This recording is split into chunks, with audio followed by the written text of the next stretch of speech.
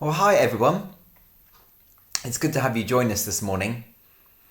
We're going to be doing things a bit differently from now on. We're going to try and make the time for you guys during the service a little bit more like it would have been if we were still going down to the school for Kids Church and Skype. So we're going to have our little own time together away from the adults during the reading and the sermon. So to begin our time this morning, I thought that I'd give you a few different situations to think about. So here we go. Let's have a look and see if I can make this work. Here we are.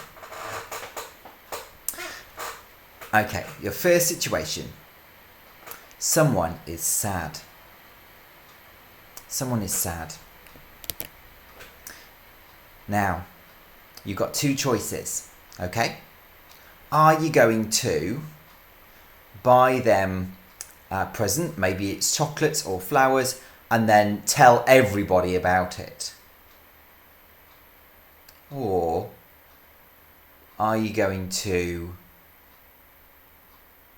maybe socially distance, sit outside, and ask them how they are? Why are they sad? Now, if someone's sad, hopefully it won't make a difference about who that person is. But that's what we're thinking about today. About status and about how important we think other people are or not. So which of those two would you do? I hope it would be finding out why they're sad first, at least. Maybe you do buy them a present, but telling everybody about it is just trying to make you look good rather than helping them, doesn't it? Okay, here's our next one. Something bad happens to someone mean. Now, it's a tricky one, isn't it? Something bad happens to someone mean. Here are your two choices. You can laugh at them with everybody else, or you can help them. Now, it's tricky, isn't it? Because this person might even have been mean to you. It's really tempting, isn't it? To want to be like everybody else and to do what they're doing. So we have to kind of fight the urge, don't we, to laugh at people who are in pain, even if we don't like them very much. Here are another two choices. Someone unpopular is lonely. Now, when we were back at school, you might have seen this quite a lot. Maybe the lonely person was you. Someone is lonely. And maybe they're a bit unpopular and don't have many friends. What would you do? Would you carry on with your friends? Or would you invite them round to your house to play some games? Now, obviously, that's not allowed at the moment, but you could do it online and invite them to play a game online. So you can still be in your own homes, but playing together, talking to each other. A lot of people feel lonely at the moment, even the adults. That doesn't necessarily mean that they're unpopular. But we're thinking about today whether our decisions are based on what someone is like, whether they seem important to us or not. Here's another one. When you're in the city centre, you might see this more often. But someone homeless is ahead of you on the street. What would you do? Would you give them something to eat? Or offer to give them something to eat and come back to them later with it? Or would you cross over to the other side? and walk by.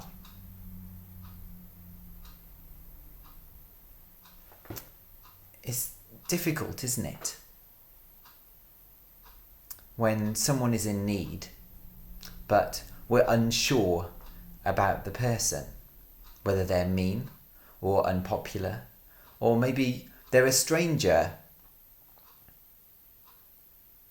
We need to think carefully, don't we, about our choices. But what has this got to do with what Steve is talking about today? Well, what's the connection? Well, to make that connection, we need to first read the passage in our Bibles. So, if you've got a Bible, open it up.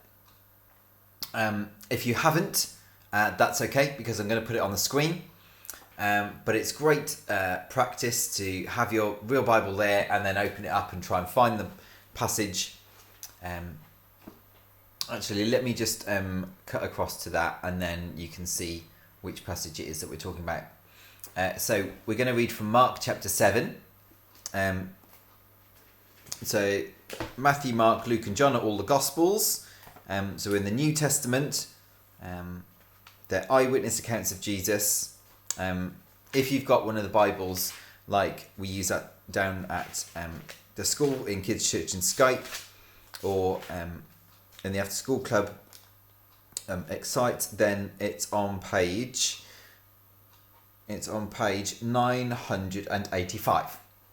Okay, but we're looking for Mark chapter 7, which is the big 7, and then the little number of verse 24. And in this Bible it says the faith of a Gentile woman, but it might say Syrophoenician woman as well. Okay, so we're going to read from Mark chapter 7, verse 24 to 30. Ready? Okay. Then Jesus left Galilee and went north through the region of Tyre. He didn't want anyone to know which house he was staying in, but he couldn't keep it a secret. Right away, a woman who had heard about him came and fell at his feet.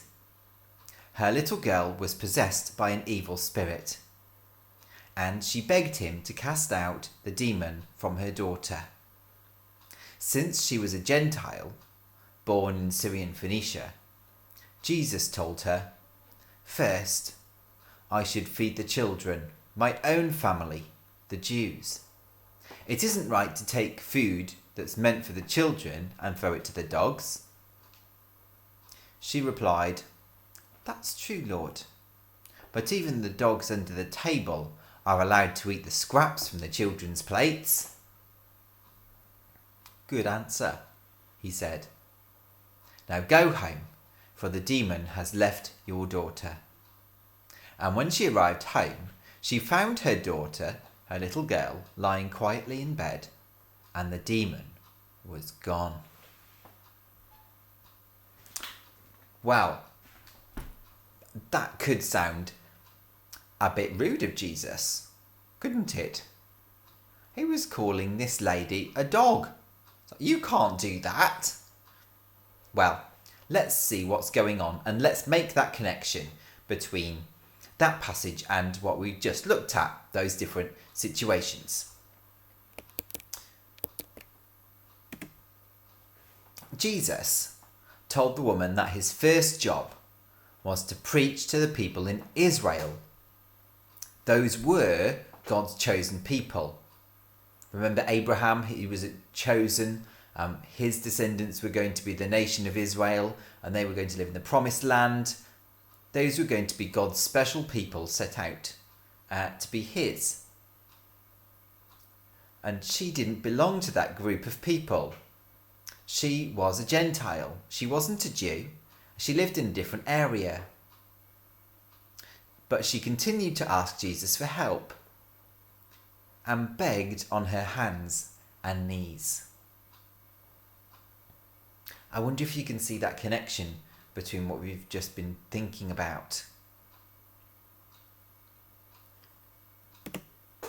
Jesus had come to earth for the Jews, But that didn't stop him helping and loving all of us. It doesn't matter whether we are someone who is lonely or has not got many friends, or whether we have a home or not, wherever we live in the world, whatever the colour our skin is, whether we're male or female, Jesus has come for us all. He didn't have to help the Canaanite woman, but because of her faith, he did.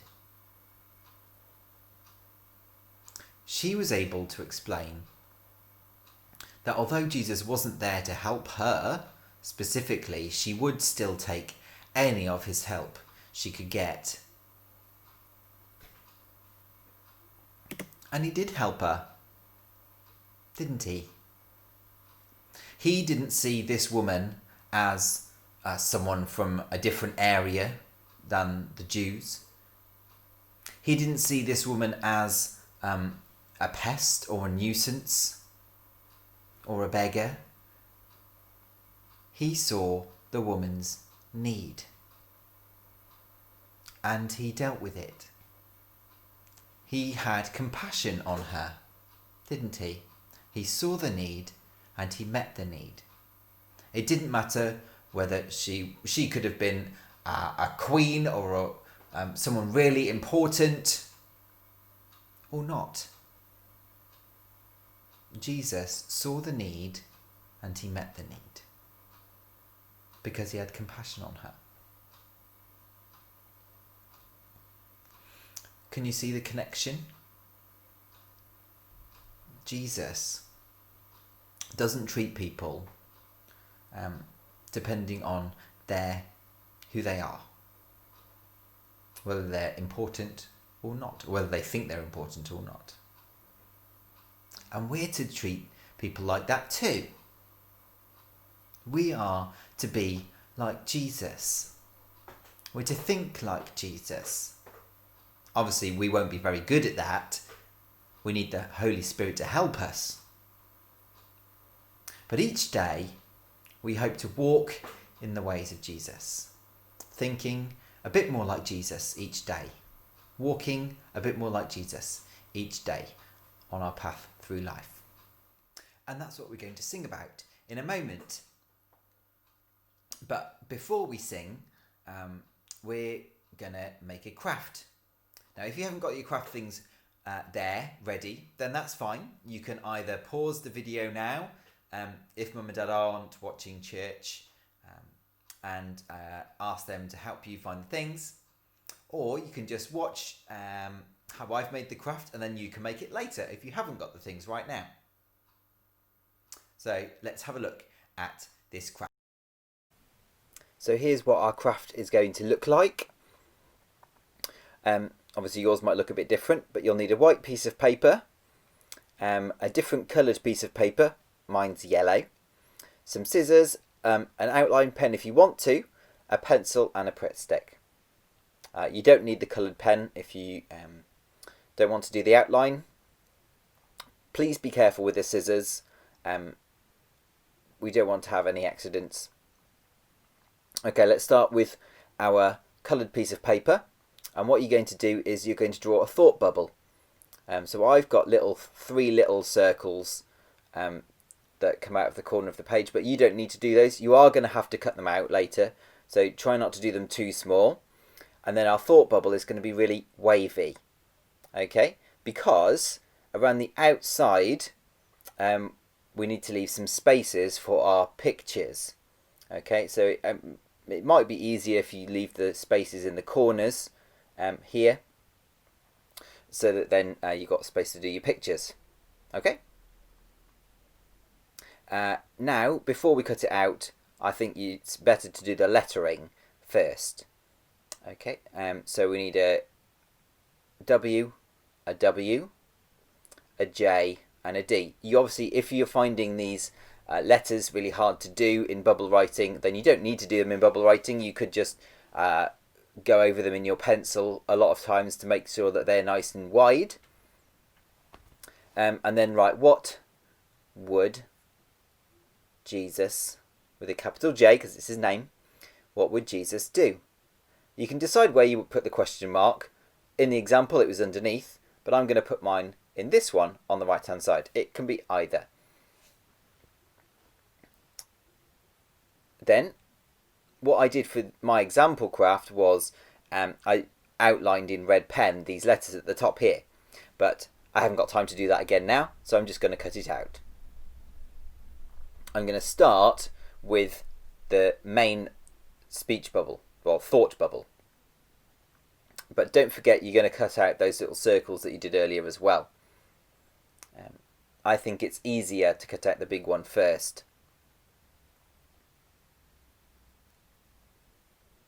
And you stick that down, but do remember the spaces around the outside. You try not to get your Pritt stick too close to the edge because we don't want any on the white sheet because you're going to have to draw on that in a minute. If you've got extra glue, just scoop it up with the Pritt stick so we don't get wasted and we don't get gluey hands. Don't forget to leave space for your 3 little circles on the bottom right hand corner as well, and we're going to cut those out now.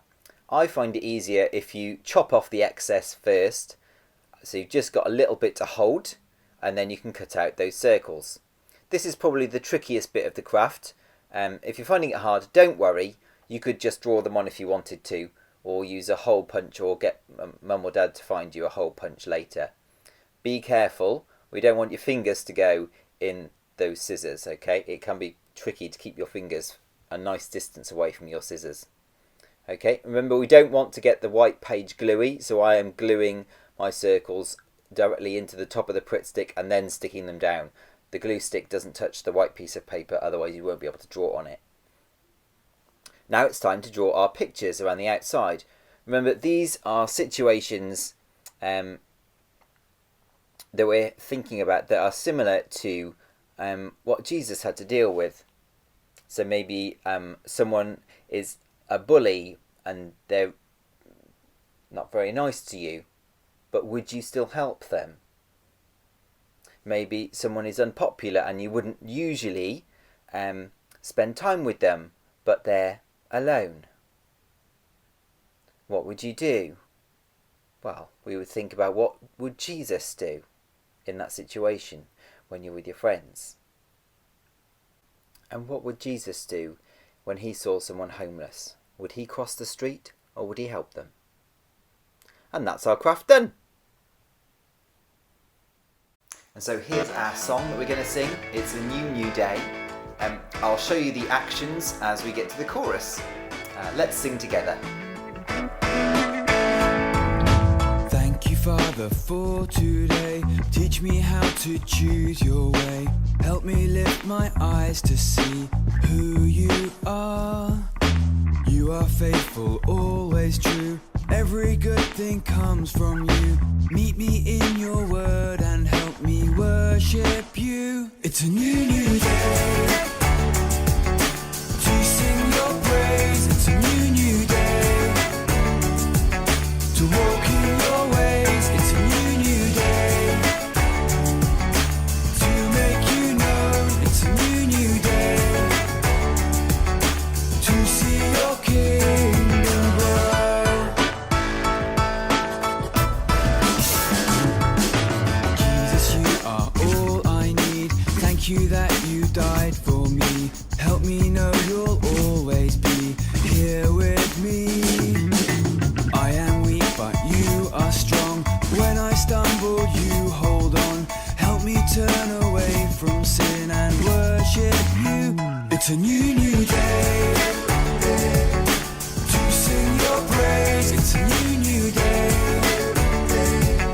to walk in your ways. It's a new day to make you known. It's a new day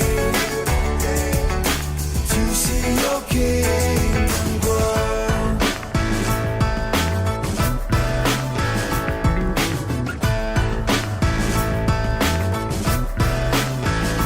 It's a gift of time you give.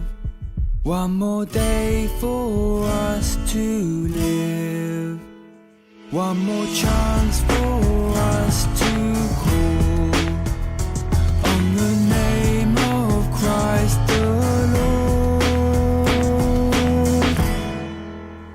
It's a new day to sing your praise. It's a new day to walk in your ways. It's a new day to make you known. It's a new day to see your kingdom grow. A new day. Well, that is the end of our time together. It's time to go back into the other room to rejoin everyone else in church.